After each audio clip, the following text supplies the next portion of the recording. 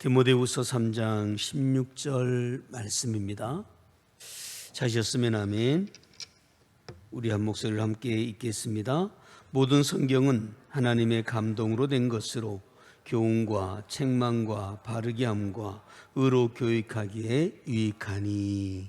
아멘. 오늘의 본문의 말씀은 우리가 2022년 표에 함께 주어진 말씀의 내용이기도 합니다. 금년의 표어가 말씀으로 양육하는 행복한 교회, 다르게 표현하면 말씀으로 성장하는 행복한 교회. 이게 우리 금년의 표어입니다. 말씀이 있을 때 성장이 일어나고, 말씀이 있을 때 양육이 되어지고, 그 말씀이 있는 곳에 행복의 역사가 일어난다라고 하는 것이죠.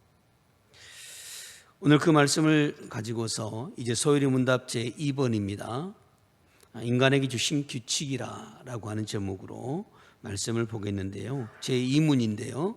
앞에 나와 있습니다. 함께 읽어볼까요? 시작. 하나님께서 모든 규칙을 우리에게 주사 어떻게 자기를 영화롭게 하고 즐거워할 것을 지시하셨습니까? 라고 이제 질문을 했습니다. 그 답은 아주 간단하게 설명하면 신구약 성경 이렇게 표현할 수 있는데요. 답을 한번 같이 읽어볼까요? 시작. 신구약 성경에 기재된 하나님의 말씀은 어떻게 우리가 그를 즐거워하고 영화롭게 할 것을 지시하는 유일한 규칙입니다. 라고 말했어요. 여러분, 성경은 우리가 삶의 길을 살아가는 규칙이라고 하는 말씀이에요. 이 성경이라고 하는 것은 내가 어떻게 살아야 될 것인가, 내가 어떠한 삶을 살 것인가, 어떻게 살아야 참다운 그리스도인의 삶을 살아가는 것일까라고 하는 것을 대답해주고 말해주는 것이 바로 성경이라고 하는 거죠. 그러므로 오늘 말씀의 제목처럼 우리 인간에게 주신 규칙이 뭐냐라고 묻는다면 성경, 신구약 성경이요 말씀이다. 결론적으로 우리 이렇게 말할 수 있습니다. 자, 성경은 하나님을 영화롭게 하고 영원토록 그를 즐거워하는 인간의 생활을 안내하는 규칙을 기록한 하나님의 말씀이라고 했습니다. 하나님께서는 이 말씀을 통해서 하나님을 표현하셨어요. 이 말씀을 통해 하나님의 역사를 나타내셨고, 이 말씀을 통해 하나님이 어디에 계시고 무엇을 하시며 지금도 무엇을 하고 계신가를 이 말씀을 통해서 표현하시고 또 뜻을 계시하시고 하나님이 하시는 일까지도 나타내 보여주신다라고 하는 거죠. 그러므로 하나님의 말씀 속에서 우리와 매일 만나주신다는 얘기예요. 우리가 말씀을 매일 묵상하고 말씀을 읽고 말씀을 대한다는 것은 매일 하나님을 만난다라고 하는 것과 같은 거예요. 여러분, 주의 음성을 듣기 원하십니까? 말씀을 보십시오. 주의 응답을 듣기 원하십니까? 말씀을 읽으십시오. 우리가 주의 놀라운 기적과 주와 동행하며 주의 은혜 가운데 살기를 원하신다면 말씀을 늘 동행해야 되고 함께 해야 되며 그 말씀 속에 살아야 돼요. 그래야 주님이 우리를 만나주신다는 거죠. 자, 말씀이라 그렇다면 우리에게 주신 이 규칙이 뭐냐? 첫 번째로 특별계시로서의 신구약 성경을 말씀하는데요. 자, 인간이 범죄하고 타락하기 전에는 자연을 통한 일반 계시로도 하나님의 뜻을 알 수 있었습니다. 아담과 하와가 범죄하기 전에는 굳이 말씀이라고 하는 글이 없었어도 그는 하나님을 경외하고 하나님을 섬기며 하나님 안에 살아가는 하나님과 동등됨의 모습을 가진 그런 인간의 이 성품을 가진 모습으로 그들은 살아갔었습니다. 여러분, 아브라함이 썼던 지혜가 아담이 썼던 지혜가 얼마나 놀라운지를 아세요? 아담에게 나왔던 수많은 종류의 동식물들이 있습니다. 그 모든 동물과 그 모든 것들의 이름을 지은 이가 누굴까요? 하나님이 아닙니다. 그 모든 이름을 붙였던 이는 아담이에요. 그 모든 것을 이름을 붙이고 우리가 들어도 이게 사자 같구나, 이게 코끼리 같구나, 이게 뭐 같구나라고 인정할 수 있을 만큼 합당한 이름을 지었다는 것은 그가 얼마만큼 지식적으로나 얼마만큼 많은 것들을 사용할 수 있었고 능력이 있었던가를 표현할 수 있는, 알 수 있는 대목이기도 해요. 이렇듯 인간은 굳이 성경이라고 하는 이 말씀이 없었어도 자연을 통해서도 얼마든지 하나님을 알 수 있었고 하나님의 은혜 가운데 거할 수 있는 삶을 살아갈 수 있었습니다. 그런데요, 그 인간에게 무슨 일이 생겨났을까요? 타락이 이루어집니다. 범죄가 이루어집니다. 죄악이 들어옵니다. 아담의 눈이 벗겨지기 시작합니다. 아담의 눈이 밝아졌다는 얘기예요. 벗겨졌다는 얘기는 눈이 밝아졌어요. 더 많은 지식을 알게 되었고 더 많은 것들을 깨닫게 되었습니다. 그런데 더 많은 걸 깨닫게 되었다라고 하는 것에 하나님을 알아가는 지식이 더 많이 알게 되고 하나님을 만나는, 하나님을 음성을 들을 수 있는 기회가 더 풍부해진 것이 아니라 죄악을 알게 되는 비닐이 벗겨지기 시작했고 죄악을 알게 되는 눈을 뜨기 시작했다는 거예요. 이 아담의 모습에 죄악이, 죄가 들어왔습니다. 그리고 이 죄의 눈이 밝아진 거예요. 죄의 눈이 밝아지면 어두워지는 부분이 있죠. 진리의 눈이 어두워져 가는 거죠. 한쪽이 밝아지면 한쪽이 문제가 생기는 거예요. 빛이 사라지면 뭐가 올까요? 어둠이 오겠죠. 빛이 있으면 뭐가 물러갈까요? 어둠이 물러가는 거예요. 오늘 아담에게 찾아온 것은 분명히 눈이 밝아졌습니다. 더 많은 것을 알게 되는 놀라운 기적이 일어났습니다. 그런데 그게 하나님을 아는 것이 아니라 죄악을 알고 불의를 알고 잘못을 알고 허물을 알게 되는,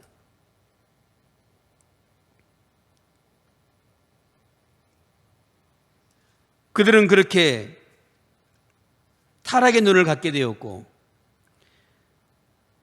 죄악의 밝은 눈을 가졌지만 하나님을 보는 눈이 점점 어두워져서 인간 스스로 하나님께 드릴 바른 제사의 기준을 잃어버려가는 그러한 삶을 살게 되어진다는 말이죠. 결국 기축이 왜 생겼을까요? 죄 때문입니다. 기축이라는 것은 죄 때문에 생기는 거예요. 교통법규가 왜 생겼을까요? 어기니까 생기는 거예요. 어기지 않으면, 교통법규를 어기지 않으면 굳이 교통법규를 만들어서 지켜라 말아라 할 필요가 없죠. 어기니까 생기는 거예요. 신호등이 왜 자꾸 달까요?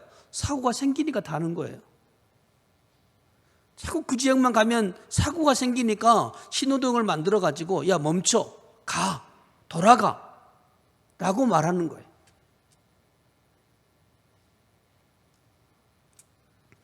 이 모든 것들은 누구 때문일까요? 사실 죄 때문이에요. 인간 때문이에요. 우리의 허물 때문이에요. 우리의 죄악 때문에 규칙이 생겨나는 거예요. 인간으로 하여금 죄의 됨을 깨닫게 하고 구원의 표를 알게 하고 하나님께 영광을 돌릴 수 있는 길은 특별 계시를 통해서 알려주시지 않으면 인간 스스로는 도저히 해결할 수 없는 어려운 문제점에, 어려움에 처하게 된다라고 하는 것이죠. 우리는 은혜라는 이야기를 자주 써요. 은혜로. 은혜 정말 좋죠. 모든 게 은혜로가 좋습니다. 근데 언제까지 은혜로 할 거냐는 거죠. 그 은혜라고 한 단어가 언제까지 통용이 될까요? 이게 시간이 지나면 쌓이면 다툼이 되어지고, 그뿐입니까? 분리가 되어지고 파당이 만들어지고 이런 것들이 만들어지는 거예요. 여러분, 은혜라고 하는 것은 어디 안에서 은혜일까요? 하나님 안에서 은혜예요. 무작정한 은혜가 아니라 하나님 안에 있을 때 은혜가 적용되는 것이지, 하나님 밖을 벗어난 곳에 은혜가 아니라 이것은 타락이고 이것은 멸망이에요. 그러니까 우리가 말씀 안에 사는 게 은혜인 거예요. 말씀을 소유한 것이 은혜라는 그 말이죠. 결국 이 죄라는 모습이 규칙이라는 것을 만들게 되고, 인간으로 하여금 이 규칙을 통해서 하나님을 발견하고 알고 하나님을 통해 해결하도록 이루어가는 것이 이 규칙이라고 하는 것이죠. 사랑하는 성도 여러분, 하나님의 섭리로 이루어지는 자연계를 밝은 눈으로 볼 수 있는 인간의 지성과 영의 감각을 이미 상실했습니다. 자연을 보시고 소나무를 보시고 이런 아름다운 꽃들과 이런 모습을 보시면서 여러분 하나님을 찬양하세요? 이쁘다. 야, 예쁘다. 우리 이런 말은 하지만 이 귀한 것을 내게 주신 하나님을 찬양해 보셨어요? 우리의 이 모든 게 하나님의 작품이잖아요. 그런데 우리는 이것을 하나님의 섭리 가운데 이루어지는 감사와 은혜로 살아가는 게 아니라 그냥 하나의 흘러가는 모습처럼, 다시 말하면 하나님의 주신 것임에도 불구하고 하나님의 주신 것인 줄 전혀 잊어버리고 살아가는 우리의 무감각이 이루어져가는 삶의 모습을 볼 수가 있죠. 인간에 주신 하나님의 특별한 계시는요, 방금 말씀드렸던 것처럼 신구약 성경입니다. 이 성경에는 하나님이 죄인을 구원하시기 위해서 은혜를 주신 보고가 담겨 있습니다. 보물입니다. 기독교인의 생활 규범이 기록되어 있죠. 그분님이 하나님과 인간과의 영적 교통을 이루시고 인간의 일상생활에 필요한 모든 하나님 제일 주위의 선한 양식으로 꾸며져 있는 것이 바로 이 말씀이라고 하는 거예요. 그리고 성경은 이 말씀은 성경을 가지지 않으면 죽을 수밖에 없는 절망적인 상태에서 살아갔던 인간을 이제는 산 생명과 소망을 부여해 주는 최고의 선물로 우리에게 주셨다, 그 말이에요. 여러분, 선물 중에 제일 좋은 선물은요, 말씀이에요. 말씀. 주님이 내게 선물을 주셨죠. 어떤 선물을 주셨습니까? 구원이라고 하는 선물을 주셨잖아요. 우리는 이 귀한 선물을 너무나 귀하기 때문에 많은 사람들에게 알려줘서 그들도 구원받는 길로 우리가 인도해야 되는 것이 또한 우리의 삶이기도 합니다. 사랑하는 성도 여러분, 이 성경은 그러므로 놀라운 우리의 생활 기본입니다. 규칙입니다. 이 말씀이, 이 성경이 있어야 우리가 바른 길을 갈 수 있다는 얘기예요. 이 말씀이 있어야 우리가 살 수 있다는 거예요. 이 말씀이 있어야 우리가 구원의 길을 온전히 걸어갈 수 있다는 얘기예요. 이 말씀이 있어야 우리가 진정한 그리스도인이라 부름을 받을 수가 있다는 얘기예요. 두 번째로, 이 선지자들과 사도들을 통해 주신 계시가 바로 말씀이에요. 그럼 성경은 어떻게 우리에게 왔느냐? 성경에 보면, 우리가 성경책을 여러분 보시면 각 곳마다 보면 저자들이 나와요. 저자들이 바울, 모세, 누구 이런 저자들, 또는 작자 미상, 이거 누가 썼는지 잘 모른다, 이렇게 나오기도 하고요. 요한이 썼니, 베드로가 썼니, 디모데가 썼니, 누가 썼니, 각가지 모습들의 성경의 기록자들이 나오는 것을 볼 수 있습니다. 그런데 신구약 성경은 하나님의 성령으로 선지자들과 사도들을 감동케 해서 또 하나님이 죄인의 구원을 위해서 나타내시고자 하신 뜻을 기록케 한 것이 바로 이 말씀이라고 본문은 말하고 있어요. 본문 3장 16절에 뭐라고 말씀합니까? 모든 성경은 하나님의 감동으로 된 것으로 교훈과 책망과 바르게 함과 의로 교육하기에 유익하니. 서두에 뭐라고요? 하나님의 감동으로. 이 성경은 어떻게 기록되었다? 하나님의 감동으로 되어졌다는 얘기예요. 내가 나의 생각을 가진 편협한 생각을 가지고 어떤 건 기록한 내용이 아니라 하나님의 감동으로 이루어진 것이 바로 이 성경이에요. 성경을, 그래서 성경 기록서를 어떻게 표현할까요? 신학적인 용어로 성경 영감설, 이렇게 말합니다. 그러니까 성경 영감 교리, 이렇게 말해요. 우리 성경 영감설이라는 얘기는 성령 영감설, 성경을 영감설이라고 표현하는데 결국 누가 썼다는 이 말이죠? 하나님이 기록하셨다는 말이에요. 사람의 손을 통해서 하나님이 기록하셨다. 그렇다면 하나님이 기록하셨다는 말, 하나님이 이렇게 하셨을까요? 야, 베드로야, 잘 들어. 내가 지금부터 부를 테니까 너는 내가 부르는 대로 받아 적어. 이렇게 하셨을까요? 그럴 것 같으면 하나님이 모세를 부르실 때 불꽃 가운데 기록하셨던 것처럼 그렇게 기록하시지, 뭐 하시려고 제자들을 부르시고 기록자들을 불러서 쓰셨겠어요? 그런 의미가 아니에요. 여러분, 성경을 각 권을 보시면 요한 사복음서의 내용은 예수님이 십자가에 지시기까지 내용이죠. 그죠? 그리고 사복음서 위에 사도행전은 이제 그 다음에 이제 성령의 역사들이 기록되어지는 사건들, 성령의 역사를 기록한 것. 그다음에 복음서들이 이렇게 이어져 가고 있죠. 그런 내용들을 보시면 똑같은 내용이에요. 사복음서의 사복음서는 같은 내용이에요. 예수님의 탄생과 예수님의 생애, 그리고 예수님의 십자가 사건, 예수님의 부활 사건. 이게 이 사복음서의 내용입니다. 그런데 기록자가 다르죠. 사복음서의 기록자가 달라요. 그런 내용은 거의 흡사합니다. 그런데 뭐가 다르죠? 여러분 뭐가 다른지 느끼신 적 있나요? 우리가 학문적으로 문학적으로 표현한 문학적 방법, 표현 방법이 달라요. 베드로가 가지고 있는, 마가가 가지고 있는, 마태가 가지고 있는, 예를 들어 이런 거죠. 그들이 가지고 있는 문학적 표현 방법이 다른 거예요.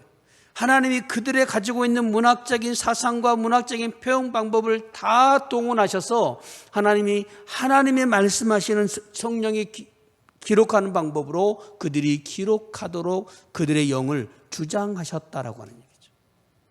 이게 바로 성령 영감설이라고 하는 거예요. 이 영감 교리는 하나님께서 선지자들과 사도들의 개성과 지식과 사명감과 문체를 다 사용하시되 오직 성령으로 주장하셔서 기록상 하나님의 교리에서 가오를 범하지 않도록 지시하시고 감독하신 것을 말씀하고 있는 거예요. 사도 요한이 요한일서 3장과 4절에 이렇게 말합니다. 우리가 보고 들은 바를 너희에게도 전함은 너희로 우리와 사귐이 있게 하려 함이니 우리의 사귐은 아버지와 그의 아들 예수 그리스도와 더불어 누림이라. 우리가 이것을 쓰면 우리의 기쁨이 충만하게 하려 함이라. 아멘. 우리가 이것을 쓰면 우리의 기쁨이 충만하게 하려 함이라. 그리고 소두에 뭐라고 그래요? 우리가 보고 들은 바를 너희에게도 전함은 너희로 우리와 사귐이 있게 하려 함이니 우리와 사귐은 누구와 사귐? 아버지와 그의 아들 예수 그리스도와.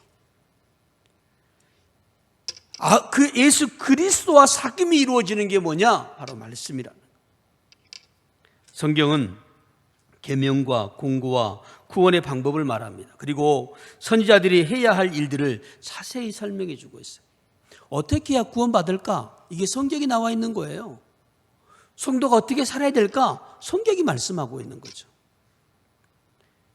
그리고 내가 이제 구원받은 내가 무엇을 해야 될까라고 하는 것을 성경이 말하고 있는 거예요. 어디까지가 사랑이고 무엇이 제약이라고 하는 것을 분명하게 가르쳐주고 말하고 있는 것입니다. 우리가 며칠 전에 주일날 직분자를 선출하는 투표를 했어요. 물론 약간 변형이 있어서 우리는 투표라는 방법으로 합니다. 투표라는 방법으로 하죠. 그러나 성경에 보면 이 투표를 하기 위해서 제자들이 무엇을 했을까요? 오로지 기도해요. 그리고 후보를 선출합니다. 후보를 내놓아요. 그리고 뭘 했을까요? 제비를 뽑아요. 이게 성경이 말하는 투표 방법이에요. 제비를 뽑아요. 그 누가 뽑혔다고요? 마띠아가 뽑히죠.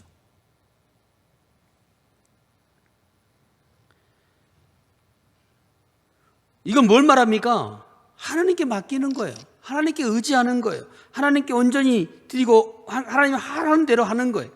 어디까지가 우리가 해야 될 일인가를 우리가 분명히 알고 있어야 한다는 것이죠. 그리고 무엇이 제약이라고 하는 것을 분명히 가르치고 있어요. 그리고 모든 사건들의 대표적인 인물과 상황을 수록하고 자세히 알려주는 책이 또 이 성경입니다. 그러므로 이 성경대로만 살면 되도록 되어 있다 이 말이에요. 말씀대로만 살면 된다는 것을 말하고 있는 거예요. 우리가 부족한 게 뭐죠? 이 말씀대로 살지 못하는 거예요. 사실은 말씀대로 살아야 된다고 말하고 있는데 이 말씀대로 살지는 못하는 거예요. 사랑하라고 하는데 사랑하지 못하는 것이죠. 협력하라고 말하고 있는데 협력하지 못하는 거예요. 교회는 연합을 말해요. 성경은 연합하라고 말해요. 한 마음을 품으라고 이야기해요. 그런데 우리는 그렇지를 못해요. 내 이익에 맞지 않으며, 내 생각이 맞지 않으며, 내 마음에 맞지 않으면 아니야, 이건 틀린 거야. 우리가 스스로 결정하고 정죄해버리는 그러한 삶을 우리가 살아갈 때가 너무나 많은 거죠.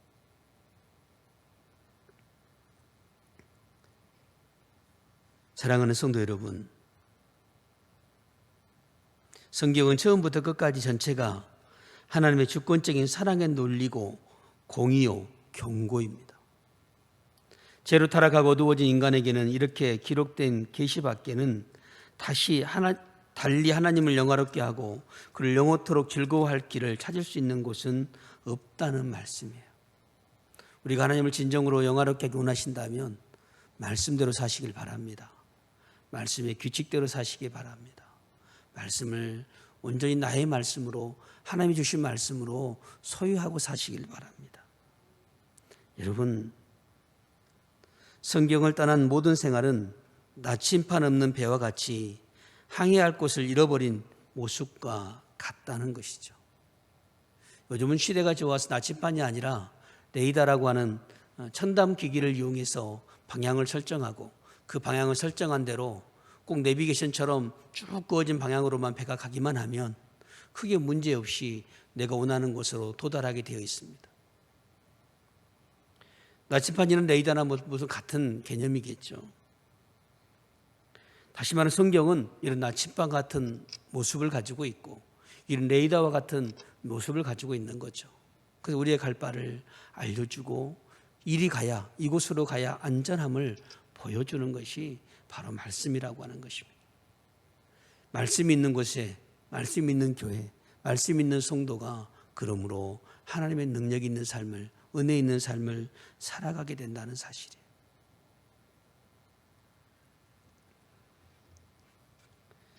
또 이 말씀은, 이 성경은 누구를 가리킬까요? 예수 그리스도를 가리킵니다. 성경은 창세기에서부터 그리고 요한계시록 2기까지 누구에 대한 이야기를 하고 있냐면 주님에 대한 이야기를 하고 있어요. 구약 성경은 오실 메시아를 이야기합니다.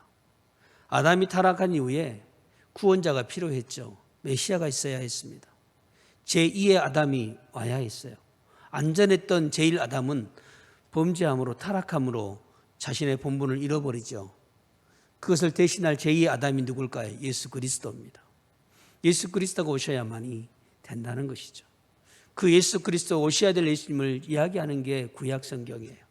그리고 신약 성경은 이제 아기 예수로 오신 예수님을 시작해서 부활하신 예수님, 그리고 다시 재림하실 예수님을 이야기하는 게 신약 성경이라고 하는 거죠. 이렇게 성경은 예수 그리스도를 이야기하는 거예요. 그럼 우리가 이야기할 건 뭘까요? 우리가 영광을 올려드릴 수 있는 비결은 뭘까요? 바로 그 주님을 내 마음에 품는 거예요. 그 주님을 모시는 거죠. 그 주님을 소유하는 겁니다. 그 주님과 함께 하는 거예요.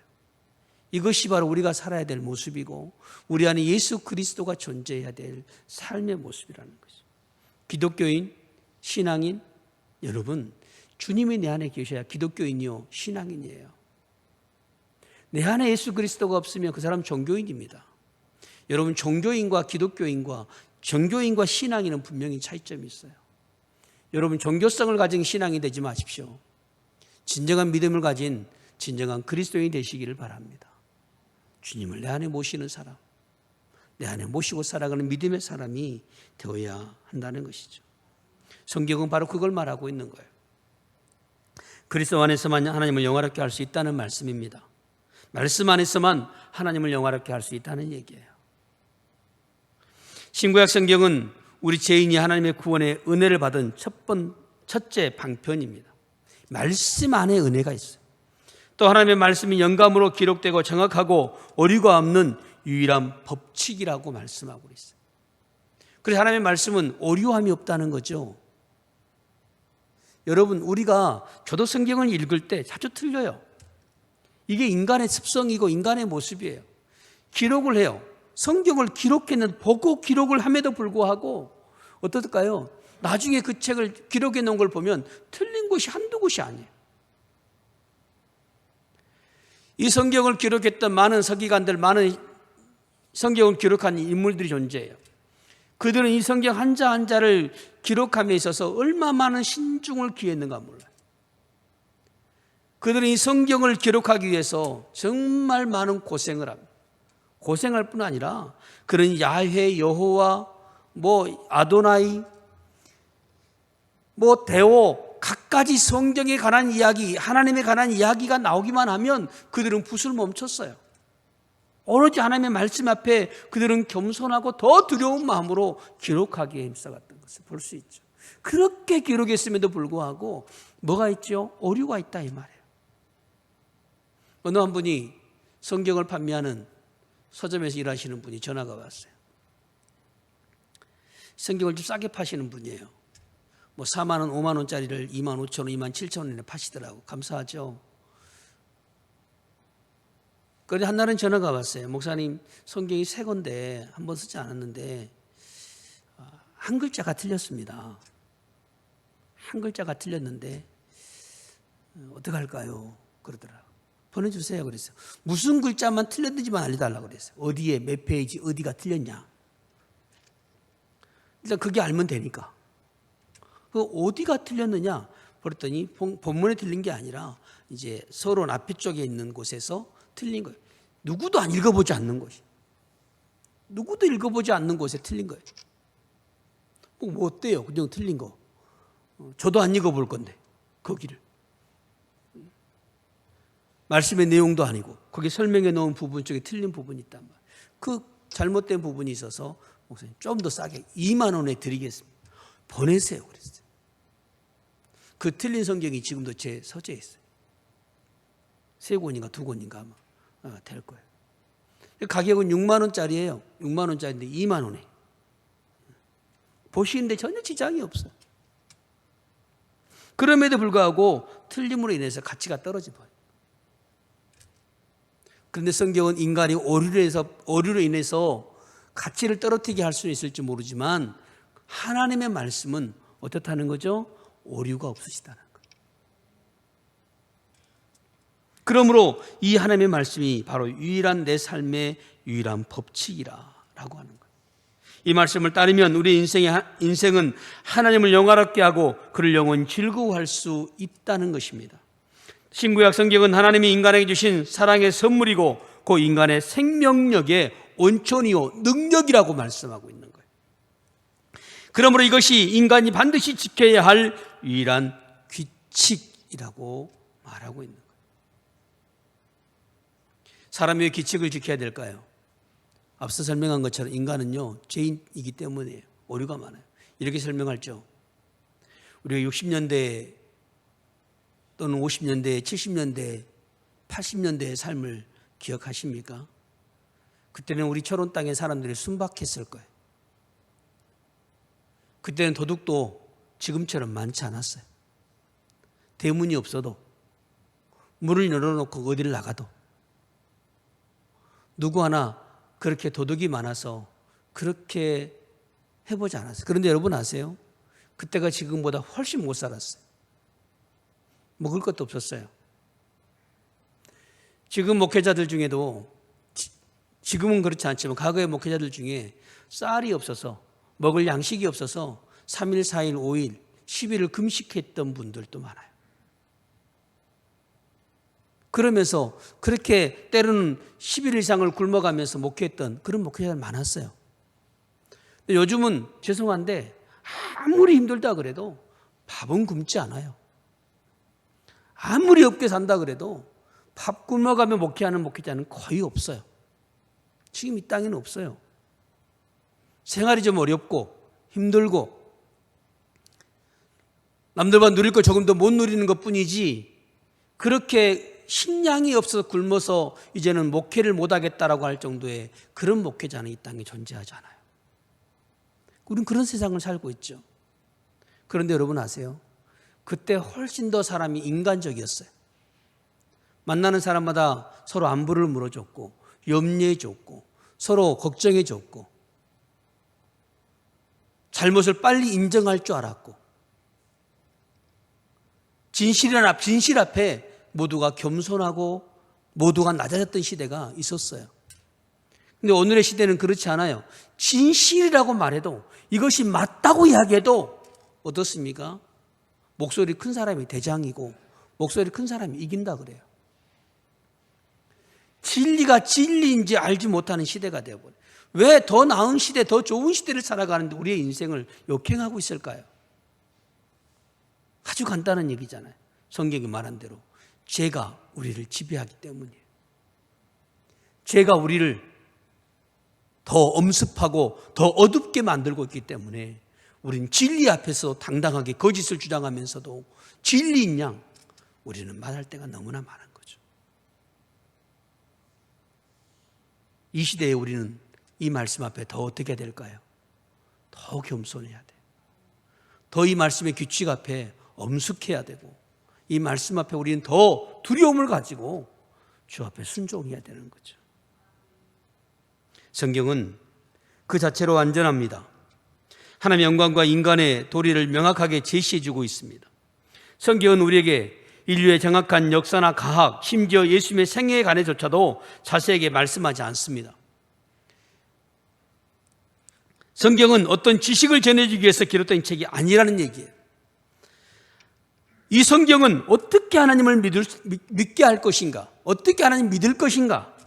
하나님이 우리에게 분부하시고 지금 말씀하고 있는 것이 무엇인가 하는 것을 알기 위해서, 그것을 깨닫게 하기 위해서 우리에게 주신 하나님의 말씀이요 책이라고 하는 거예요.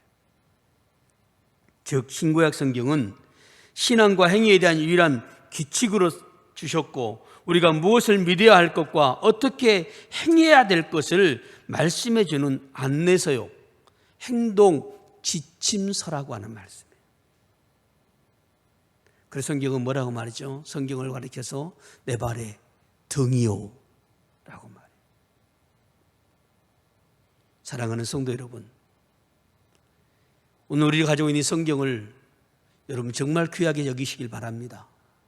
이 말씀이 내게 힘이요 능력이요, 이 말씀이 내게 안내서요 지침서요 나침판이 되어지고, 이 말씀이 내게 축복이 되어지며 은혜가 되어진다는 사실, 이 말씀 안에 사는 것이 바로 진정한 행복이라고 하는 사실을 우리가 깨닫고 주 안에 살아가는, 그리고 이 규칙을 지키며 살아가는 진정한 그리스도인의 삶을 살아갈 수 있기를 주님의 이름으로 축원합니다.